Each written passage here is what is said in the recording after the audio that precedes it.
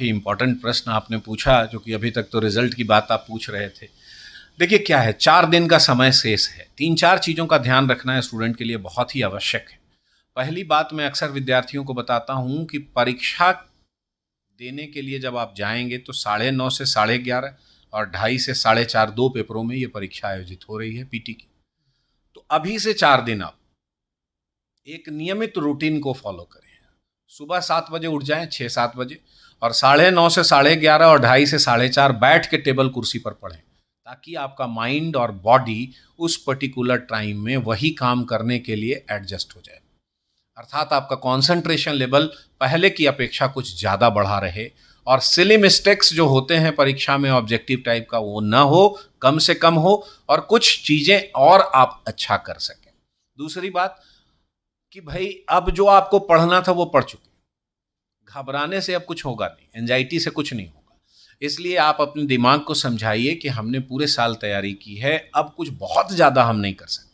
जो आपने पीछे पढ़ा है उसको ज़्यादा से ज़्यादा रिवाइज करें। कुछ नई चीज़ों को पढ़ने से खास लाभ नहीं होगा। यदि कुछ छोटे टॉपिक आपको लग रहे हैं कि इनको पढ़ने से 2-4 प्रश्न के लाभ हो सकते हैं, तो वैसे ही टॉपिक को नए टॉपिक को लें, अदरवाइज पुराने टॉपिक को ज़्यादा से ज़्यादा रिवाइज करें। रिवाइज करने के क्रम में देखें कि किन जगहों से यूपीएससी बल्क में प्रश्न पूछता है, बड़ी संख्या में प्रश्न पूछता है, अर्थात उन जगहों को ज़्यादा से ज़्यादा रिवाइज करें जिससे कि वहाँ पर गलतियाँ कम हो। अब बात उठती है परीक्षा के दिन क्या करें। परीक्षा के दिन ऑब्वियसली आप 6-7 बजे उठ जाएंगे, 6 साढ़े 6 में। परीक्षा भवन में 1 घंटा पहले पहुंचने की कोशिश करें। मैं इसलिए कह रहा हूं कि कई बार ट्रैफिक के कारण आप लेट होने की स्थिति में पहुंच सकते हैं, और वो लेट होने की स्थिति बहुत घबराहट उत्पन्न कर देगी, जो पहले सिटिंग में आपकी परीक्षा को प्रभावित कर सकती है। इसलिए आप 1 घंटा पहले सेंटर पर पहुंच जाएं, 1-2 पतली पतली किताब या अपने नोट्स को लेते जाएं, वहीं बैठकर पलट पलट कर रिवाइज करें। परीक्षा भवन में जाएंगे तो आपको ओएमआर सीट मिलेगा। ओएमआर सीट में पहले आपको अपनी व्यक्तिगत बातों को प्रविष्ट करना होगा, कलर करना होगा, उसको बहुत ही सावधानी पूर्वक करें, रोल नंबर वगैरह, ताकि उसमें कोई गलती ना हो। इसके बाद जब आपको प्रश्न मिलता है तो प्रश्न सॉल्व करने में 2 बात मैं बताना चाहूँगा विद्यार्थियों को।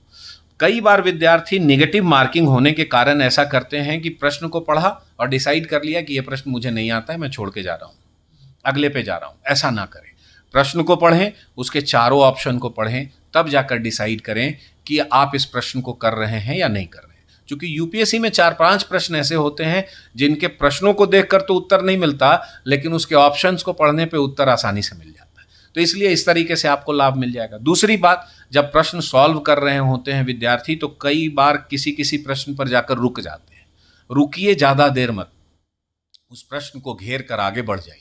और जब सारे प्रश्नों को सॉल्व कर लेते हैं और आपके पास समय बच जाता है, तो पुनः उस प्रश्न पर विचार कीजिए यदि समय रहता है। अदरवाइज क्या है कि आपका समय पहले ही खत्म हो जाएगा और अंतिम 10 प्रश्नों में आप जल्दबाजी में निर्णय ले लेंगे, जिससे कि गलती होने की संभावना होगी या छूटने की संभावना। अर्थात समय का प्रबंधन बहुत अच्छे से करने की जरूरत है। 2 ही घंटे में आपको सारे प्रश्नों को उत्तर देने हैं, इसलिए समय को बहुत ही अच्छे से ध्यान में रखते हुए अपने प्रश्नों को सॉल्व करें। तीसरी बात कि सॉल्व किए हुए प्रश्नों की प्रविष्टि ओएमआर सीट में करनी होती है, कलर करना होता है। कलर करने के संदर्भ में 3 तकनीक का इस्तेमाल विद्यार्थी लोग करते हैं। पहला कि एक प्रश्न को सॉल्व किया, उसको कलर कर दिया। दूसरा कि सारे प्रश्नों को सॉल्व किया और फिर अंतिम में एक साथ सारे को कलर किया। मैं दोनों तकनीक से इतर एक नई तकनीक की बात करता हूं, क्योंकि दोनों तकनीक में क्या है कि एक प्रश्न को सॉल्व किया और उसको अगर जो कलर कर दिया तो सेकंड थॉट की तो गुंजाइश खत्म हो गई। कलम पेन से आपको करना है तो सेकंड थॉट की तो गुंजाइश खत्म हो गई। दूसरी तरफ सारे प्रश्नों को सॉल्व किया और ओएमआर सीट में कलर कर रहे हैं और समय का अभाव हो गया, तो अंतिम में गलती या छूटने की संभावना। प्रश्न तो बना लिए, लेकिन उत्तर जो आयोग तक पहुंचाना था उसमें परेशानी हो गई, प्रॉब्लम हो गई। इसलिए मैं प्रत्येक विद्यार्थी को कहता हूं कि 10 प्रश्नों को सॉल्व कीजिए, 10 प्रश्नों को एक बार ही देख लीजिए सरसरी निगाह से कि आपने ठीक किया है, और फिर उसकी प्रविष्टि ओएमआर सीट में कर दीजिए, जिससे कि सारे प्रश्न आपके आसानी से समय से बनाए गए प्रश्नों को एक बार आप देख भी रहे हैं, देखने के बाद प्रविष्ट कर रहे हैं, तो गलती की गुंजाइश कम से कम हो जाए। और ऐसे तमाम ये छोटे छोटे तकनीक्स का अगर जो इस्तेमाल आप करेंगे तो लगभग 4-5 प्रश्नों का लाभ आपको मिल जाएगा।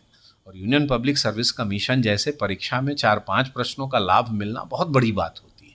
तो इसलिए ये छोटे छोटे सी चीज़ें हैं जिसको कि आप कह सकते हैं कि अपने दिनचर्या में करेक्शन, अपने टेक्निक में करेक्शन करके आप इतना लाभ ले सकते हैं।